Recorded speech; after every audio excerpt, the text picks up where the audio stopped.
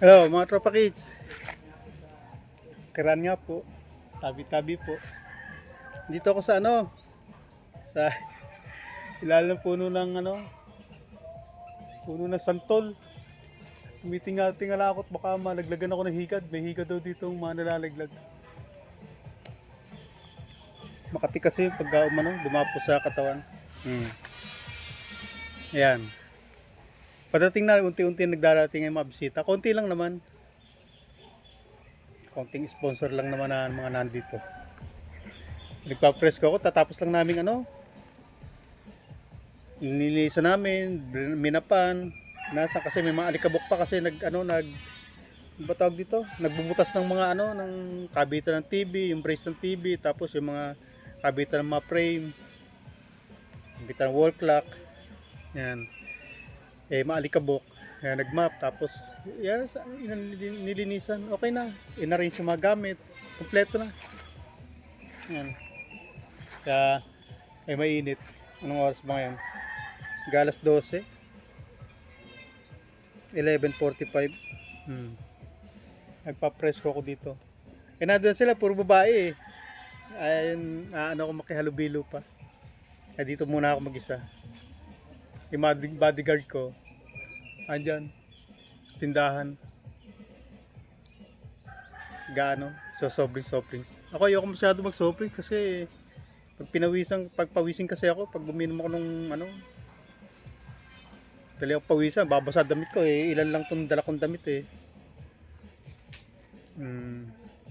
Ito na yata yung last ko na t-shirt na puting dala. Isa kanina, nabasa ng pawis. Habang naglilinis. Marinig kaya ako to, layo ko yata. Siya di yata akong malayo sa camera. Teka, lipat nga natin. Lipat natin para hindi nyo ako marinig eh. Ayoko naman sumigaw dito, ayoko maglakas ng boses kasi hindi natin ito masyadong lugar, baka may naistorbo tayo. Kailangan din natin respetuhin ng kalikasan kasi alam mo na, hindi lang naman tayong nilalang dito sa mundo, may mga tinatawag na fallen angel na sinasabi. Respeto sa kapaligiran, lalo pa tahimik na lugar. Tahimik dito. Ayan may maraming ang mga bahayan nandun sa gilid. Tingnan niyo yung bahayan sa gilid. Yung sa gilid na kalsada. Ayan ay mga bahayan. Ito yung magiging kalsada pala. Dito ang daanan La Reina. Yan lawak yan. Walang dyan, walang muhon, walang dyan. Open yan. Daanan talaga ng sasakyan yan. Kinapaparadahan sa sasakyan na yan. Diretso yan doon sa harap ng bahay ni Reyna. Yan. Tapos yun mga bahay sa gilid natatago lang kasi makikita na naman yan eh. Yan andyan ang bahay yan. Iikot ko iikot ko camera ayan ayun yung mga lote-lote na. Ayan bagay, hirap na akong magpaliwanag eh. Kayo na mismo musga. Ayan tapos yung bahay ni Reyna. Kaya sinasabing magubatingnan kasi nga may mga halahalaman naman. Hindi naman po pwedeng may mga puno ng nyug tapos ito caretaker yan, nakatira dyan sa kubo na yan. Ayun yung bahay ng pulis. Tapos yun mayroon pa dun tapos sa likod ko yung bahay ni Reyna. Tapos yan, mukha ko yan. Ayan, lapag ko na. Ayan, ganda ang pwesto ko dito. Lakas naman yata volume dito. Hindi kasi ako makasigaw eh. Alam niyo na nga. Napaliwanag ko na kanina. Yan, nagpapaano ako. Sabi init. Katanghalian kasi ngayon eh. Mag-alas 12. Dito presko. Sa ilalim ng puno ng santol. Ando sila, nagkukumusta na. Mga bisita doon, may mga sponsor na. Eh yung mga pagkain hindi pa dumarating. Eh magre-ribbon cutting. Si Reyna nandiyan na rin. Magre-ribbon cutting yata mamaya pa mga bandang hapon-hapon kasi ready naman na, nandiyan na sila kaya lang eh sobrang init. Kaya hindi po pwedeng magano ngayon. Mamaya pa magpapahapon-hapon muna. Kaya tambay-tambay muna. Yan.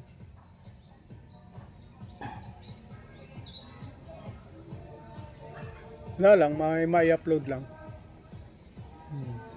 Ito, nakatambay ako rito. Wala naman sila kanor. Wala naman ng mga kalingap dito. Eh, Ma'am LMG, may nag-send sa akin ng ano, yung sa reels ba yun na ano, na nasa ano daw si Kanor, naghahantay daw kahapon. Eh, ano malay namin nandun siya. Kayo talaga, Kanor. Ba't di na lang kayo tumuloy kasi? Naghahamon kayo sa labas. Tapos hindi naman kami hinahamon nyo. Pa picture-picture lang naman kayo. Pumunta kayo sa mismong lugar kung nasan kami. Yung nandiyan, pag-gala-gala kami sa dati. Ngayon, nasa Talisay naman kami maghapon. Kaninang alas 7:30 pa kami rito. Wala naman dumarating, wala naman kayo. Tsaka huwag yun naman kami pagtatakotin. Eh, hindi naman kami batang maliit. Ang tinatakot lang,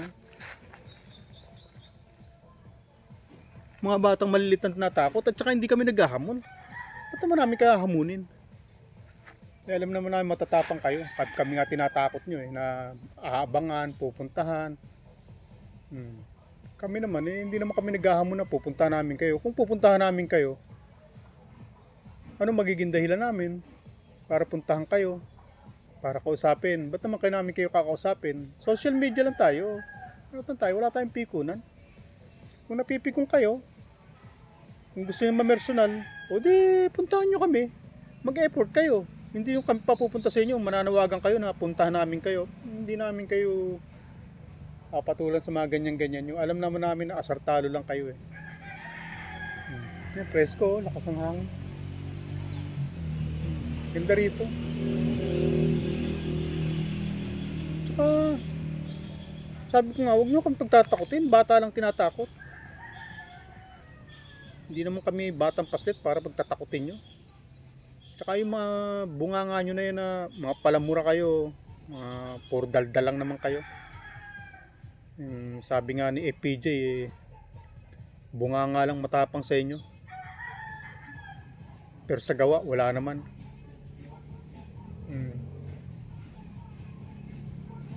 Pa-picture-picture pa kayo doon na nandun kayo sa labas. Ba't hindi kasi kayo pumasok? Palang nga namang labasin namin kayo doon. Kung malaman mo namin. Hindi mo namin alam na nasa labas kayo. Ba't di nyo sinabi? At saka, sino naman kayo para labasin? Sabi nga, kung sino may kailangan siya lumapit. Ano, Kanor? Kayo may kailangan. Gusto nyo na makausap. Di, mag-effort kayo. Kayo lumapit. Hindi yung, ewan ko sa inyo, kami nagpunta rito, hindi para humanap ng away. Hindi namin hanap yung gulo. Wala sa isip namin yung gano'n. Hindi kami naghahamon. Hindi kami naghahanap ng gulo. Kami nagpunta rito dahil kay Reyna. Yun ang pakay namin dito. Kaya kung saan kami napapalusot-lusot dito, dahil kay Reyna yan. Sa pamilya ni Reyna. Hindi kami nagpunta rito dahil sa inyo. Kaya walang dahilan para puntahan namin kayo kung saan kayo nandun. Sino kayo? Ano naman kayo? Si Bongbong nananawagan sa akin sa amin sa ano eh. Hindi nga namin pinupuntahan eh. Tapos kayo pa. Presidente nga, nananawagan na magkaisa. Hindi ko pinupuntahan. Kayo pa. Kayo pumunta sa akin. Ngayon, pag may pakay ako sa inyo, hindi ko na kayo hamunin. Pupuntahan ko talaga kayo. Kung may problema ako sa inyo, wala naman akong problema sa inyo eh. Kayo may problema sa akin. Kaya may problema kayo sa akin, di pupunta kayo sa akin. Wala nang problema sa akin yan. Kayo may problema. Problema ko anong oras ba? Baka mamaya dakdak ko ng dakdak dito Kaya kayo pikwa, kaya kayo hasa, kunyang, kayong puro hamon. Ikaw kunyang ha, pupunta ka pa sa barangay namin, ang gagawin mo doon? Tapang-tapang mo. Intindihin mo yung trabaho mo dyan. Pampadala nga sa tuition ng anak mo, namumroblema ka, uuwi ka pa para pumunta sa barangay namin. Puro kayo bangan. Sa totoo lang. Wala lang kayo masabi. Ako nandito, yung pamilya ko, iniwan ko doon. Sa Cavite, ang pamilya ko, ako nandito kay Reyna. Support sa akin ang pamilya ko. Basta kami, may advocacy kami. Kaya ano kami. Itong inuupuan ko, ano to? Nyog. Puno ng nyog. Nandito ako. Asikaso namin si Reyna. Pag na-turnover namin kay Reyna yan, di ayahin na kami. Sa bahay na lang kami. Hindi na kami masyado magpupunta. Pag naibigay na namin sa kanya yan, kanila na. Bahala na sila. Pag na-turnover na namin, bahala na sila. Hindi namin sila linggo-linggo, araw-araw pupuntahan, buwan-buwan. Kung kinakailangan lang, hindi pupunta. Pero palagi ko hindi naman ganun ka update lang kami. Kaya nga gusto namin si Reyna mag-vlog na para siya lang. Tapos magre-reaction kami sa mga niya.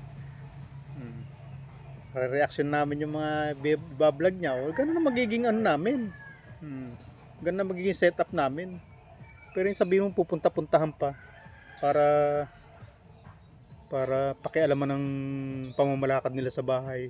Wala sa amin ganyan. Hindi kami nag-iisip ng ganun na kokontrolin namin ang buhay nila. Hindi.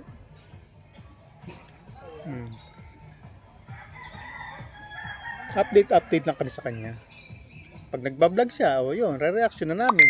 Di may pagkakaabalahan na kami reaction. Ano yun?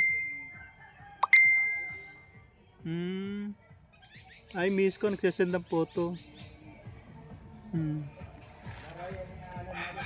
Kala ko okay lang. Kanor, nandito ako. Wala naman kayo. Huwag niyo ako pagtatakutin. Hindi ako batang paslit.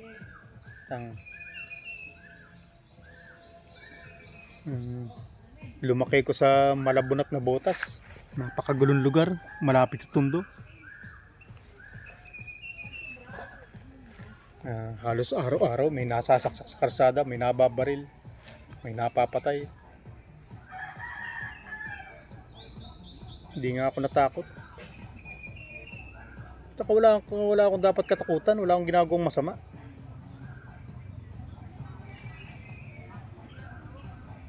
Nagpunta ako rito, may layunin kami. Ang layunin namin masuporta namin ng beneficiary namin. Yun lang. Hindi ko may dumating. Teka. Tapos naman to. Sila Melanie tsaka pamilya niya. Dumating sila. Yan ang karsada. Yung karsada yan. Yung karsada. Pagdating na sila. Nagay. Yung pamilya ni Melanie pala. Ayan dumating na sila. Ito yung magiging karsada pala. Papasok ko yun.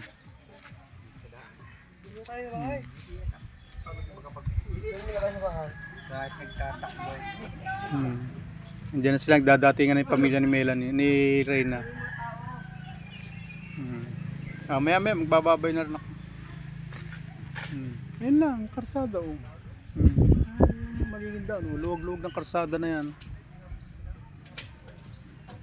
Malapit lang din yan sa karsada.